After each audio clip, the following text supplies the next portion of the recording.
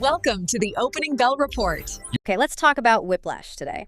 If you've been watching the markets recently, specifically the microcap space, you probably saw a ticker symbol flash across your screen that made you do a serious double take. Yeah, ALBT. Exactly. Avalon Globocare Corp.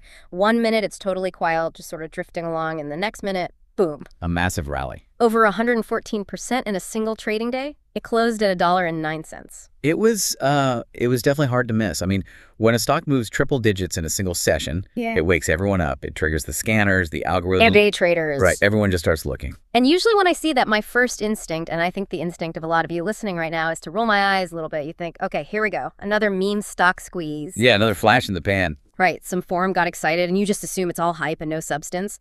But here is where it gets really interesting today. We have this analysis report on our desk titled Avalon Globocare, the fundamental pivot beyond the bottom. And it's arguing something completely different. It is. The core thesis here is that what we're seeing isn't just a technical squeeze or a random burst of enthusiasm. Right. The analysis report argues this is a genuine fundamental shift. It's a story about a company that was, quite literally, staring into the abyss. On the verge of disappearing. Exactly. And they managed to pull off a very specific, very dramatic financial turnaround. And that is our mission for this deep dive. We want to look past that crazy vertical chart and understand the why. How does a company go from what the report describes as a death spiral to suddenly being a turnaround story? We're going to unpack that. Yeah, we're going to look at the perfect storm that almost killed them, the financial surgery they performed to stop the bleeding, and this big pivot to AI that everyone is talking about. And we absolutely have to talk about the mechanics of the stock itself, too. The low float. Because that acts as the engine for these crazy price moves. Totally. But we have to start with the context, right? Yeah, you can't appreciate the recovery if you don't understand how bad things actually got first. So let's rewind the tape. Before this 114% rally, where was Avalon Globocare? Because the analysis report paints a pretty grim picture. Grim is putting it lightly. If you look at the 52-week range, this stock had fallen from a high of $11.66 all the way down to a floor of just 43 cents. Wow. Yeah, that is a 94% collapse. 94%? I mean, that's not a dip, that's a crater. Yeah, that is the market effectively saying, we don't think you're going to make it. Exactly. And the report identifies a perfect storm of 3 specific factors that caused this. This wasn't just bad luck. No, it was bad math. The first and probably the most alarming factor was the catastrophic cash burn. I saw this number in the report and I actually gasped. Walk us through the second quarter of 2025. So in Q2 of 2025, Avalon Globocare posted a net loss of negative $13.5 million. That is just... Just let that sink in for a second. For a company of this size, a microcap, burning $13.5 million in 3 months is effectively setting the building on fire. It's completely unsustainable. It's kind of like trying to fill a bucket that has the entire bottom cut out. You pour money in and it's gone instantly. Exactly. But it wasn't just the spending, right? They had a massive debt problem too. A huge one. The report calls it a toxic debt overhang. They had these heavy debenture obligations. Let's pause there for a second. Debentures. Sure. For the listener who might not be a CPA or a bond trader, what are we actually talking about here? How is this different from a standard bank loan? So a debenture is a type of debt instrument that isn't backed by collateral. Like a factory or equipment? Right. None of that. Okay. It's just backed by the creditworthiness of the company. But in the microcap world, these often come with very aggressive terms. Meaning what exactly? Meaning if you can't pay them back in cash, they can often be converted into stock. Oh, which dilutes everyone else. Exactly. It's very expensive money. Okay, so they have this expensive, toxic debt. Right.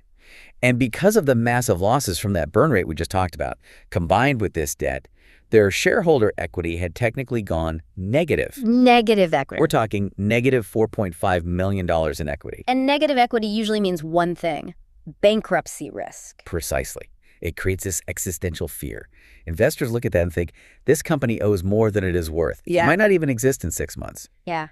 And to make matters worse, this is factor number 3, was the revenue side.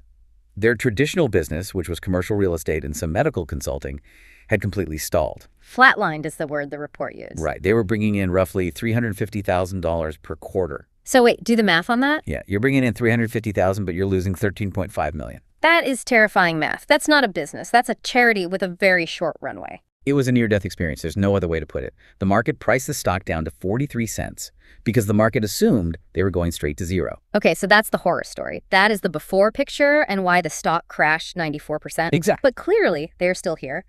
And the stock just doubled, so something broke the fever. The analysis report talks about a fundamental pivot. How did they stop the bleeding?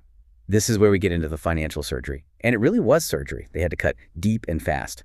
The report claims the recent price spike was triggered by structural improvements, not just internet hype. Right. The first major move was cleaning up that balance sheet. This is the debt restructuring. Yes. They managed to eliminate $2.6 million in debentures. Now, to the average person, that sounds like boring accounting speak. Okay, they paid off some debt, big deal. But in this context, it's huge. Why is that specific move, wiping out the $2.6 million, so critical? Because it removed the immediate threat of bankruptcy.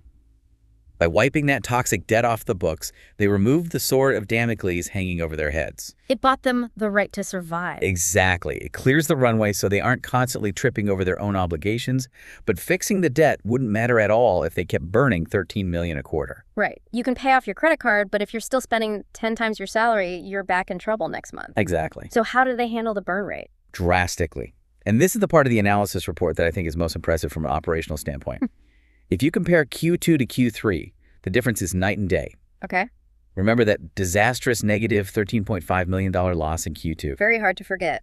In Q3, that net loss dropped to just negative $254,000. Wait, hold on. From 13.5 million down to 254,000? Yep. That's not just a reduction. That's basically turning off the tap. It's a reduction of over 90% in operational burn.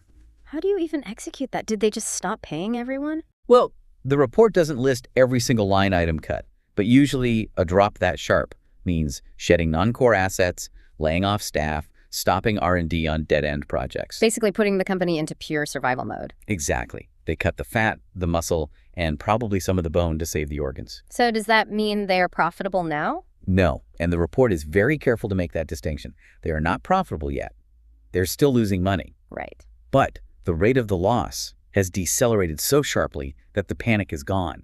Losing $250,000 a quarter is manageable. You can survive that for a long time. They bought themselves breathing room. They aren't bleeding out anymore. That's a crucial distinction for you listening right now. We aren't saying this is suddenly a cash cow. We're saying the emergency is over. The patient is stable. Yes. But now the question becomes, if you aren't dying, what are you living for? You mentioned their old business was flatlining, real estate and consulting. So where's the growth supposed to come from? This is the third part of the turnaround, the catalyst.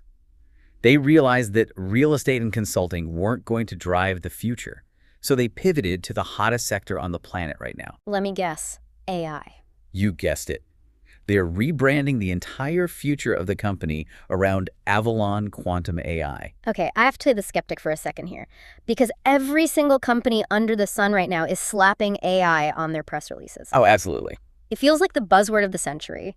You see mining companies pivoting to AI, beverage companies pivoting to AI. Yeah, it's everywhere. How do we know this isn't just window dressing? How do you know this isn't just a desperate attempt to catch a trend to pump the stock? That is a very fair question, and usually I'd completely agree with you, but the analysis report highlights something that gives this pivot some actual weight. It's not just a new logo on a website. It's a partnership, specifically the AMD connection. AMD, as in the chip giant, Advanced Micro Devices. The very same. Avalon was accepted into the AMD AI developer program. Okay, that definitely sounds a lot more substantial than just updating your About Us page. What does that actually mean for them in practice? Is it an exclusive club? It's not just an open sign-up sheet, if that's what you mean. Being accepted implies a certain level of technical vetting. Okay. According to the analysis, it provides two massive things. First, technological infrastructure. They get access to AMD's ROCm open software platform and their hardware optimization tools. Meaning they actually have the tools to build these enterprise AI automation and video generation tools they are promising. Exactly. They have the bricks to actually build the house. But secondly, and maybe more importantly for the stock price in the short term, it provides institutional credibility. Right. It's guilt by association, but in a very good way. Exactly. If you are a microcap company trying to tell the world you're a serious tech player, having the AMD stamp of approval validates you. It forces the market to reprice you. You aren't a struggling real estate firm anymore. You are now a ground floor AI microcap. And we all know how the market treats anything associated with AI right now. It loves it. It absolutely loves it. And that narrative shift is powerful. Suddenly, the story isn't how long until bankruptcy. The story is how big can this grow with AMD's help. And here's where we get into the pure mechanics of the trade. Even a great narrative needs an engine to drive the stock price up 114% in a single day. Oh, yeah. And Avalon has a very specific, very explosive engine under the hood. We are talking about the low float. We are. We throw this term around a lot on Wall Street, but for the listener who might hear that term on the news but isn't quite sure what it implies for price action, what exactly is the float and why is Avalon so special? So the float basically refers to the number of shares that are actually available for the public to trade on the open market. It excludes the insiders? Exactly. It excludes shares held by insiders, the CEO, or shares that are locked up in institutions. It's the true open supply. And Avalon has an incredibly low public float of approximately 4.08 million shares. 4 million shares, that sounds tiny. It is tiny. In the world of the stock market, that is microscopic. I mean, Apple or Microsoft have billions of shares floating around. 4 million is nothing. Right. Think of it like a limited edition drop for a sneaker or a rare collectible. Okay, I like that analogy. So the supply is super limited. Right. Now imagine a huge crowd of people suddenly wants that sneaker because they heard it's made by a famous designer. And in this case, the famous designer is the AI News and the AMD partnership. Exactly. You have a massive surge in demand because the story is suddenly good, but the supply is fixed and very, very small. Basic economics, prices have to go up. They don't just go up, they gap up. The report explains that this structural setup is exactly what allowed the stock to jump to $1.20 so quickly intraday. When news hits, supply dries up instantly. Because no one wants to sell. Right, and if you want to buy, you have to pay a much, much higher price to convince someone to part with their shares. So it's essentially like a powder keg. The fundamental news is the spark, but the low float is the gunpowder. That's a great way to put it. It amplifies everything. And the analysis report makes a fascinating prediction here. What's that? It says that moving forward, any positive PR, maybe an update on the AMD partnership or a new product launch, will likely trigger outsized percentage gains. Because of the float. Yes. Not because the news itself is inherently worth 50% more in company value, but because the share availability is so limited that the price just has to move that much to accommodate the trading volume. That creates a very volatile, very exciting environment for traders. But I want to circle back to the reality check for a second. Sure. We've painted a pretty rosy picture here. Debt is gone, burn is slashed, they have an AI pivot, and this explosive stock structure. But the expert in you has to be looking for the catch. Oh, there is always a catch. And the analysis report is surprisingly balanced on this. It asks the tough question. Is ALBT a risk-free blue-chip investment now? And the answer is? Absolutely not. The report is very clear. This remains a deeply speculative microcap. Deeply speculative. That's bold text, warning label stuff. It is. Remember, we said they stopped the bleeding, but they aren't generating cash yet. The report specifically notes that long-term cash flow generation is still a significant hurdle. They have to actually build and sell these AI products. Exactly. Being in the AMD program is fantastic, but it doesn't pay the light bill. They have to build a product, find enterprise customers, and generate real revenue. They have to monetize the hype. Right.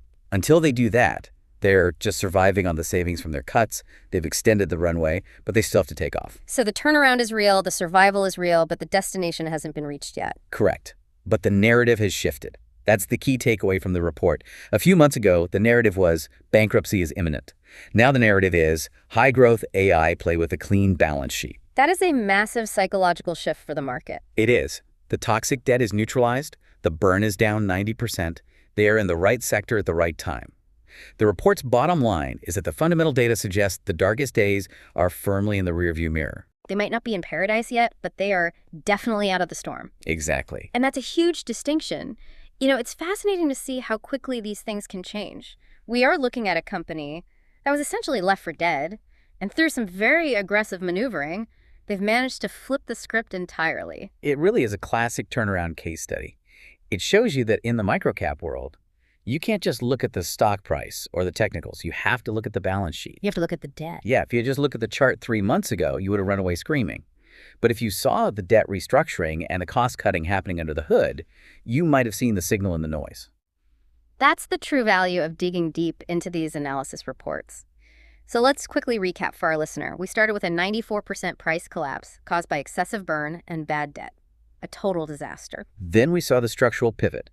They wiped out $2.6 million in debt and slashed quarterly losses from $13.5 million to just $250,000. Which stabilized the ship. Right. And then once they were stable, they pivoted to AI, leveraged an AMD partnership for credibility, and basically let the low float mechanics take over to drive the price. That is the whole story in a nutshell.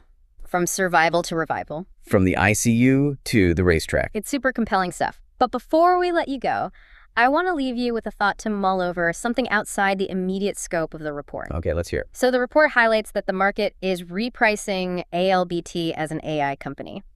And we know the float is incredibly tight. Extremely tight, yeah. So here's the question. If this AI pivot actually gains real traction, if they start releasing products and the story holds up, how much of the future price action will be based on the actual fundamental value of the technology, and how much will just be the scarcity of shares driving the price to the moon? That is the ultimate question. To market mechanics versus business fundamentals. Exactly. Are you buying the tech, or are you just buying the scarcity? Because in a market like this, sometimes the scarcity itself becomes the value. That's a really interesting point. Something to think about next time you see a ticker symbol explode by 114% out of nowhere. Indeed. It's a dangerous but very profitable game if you understand the rules. Don't forget to like, share, and subscribe for more.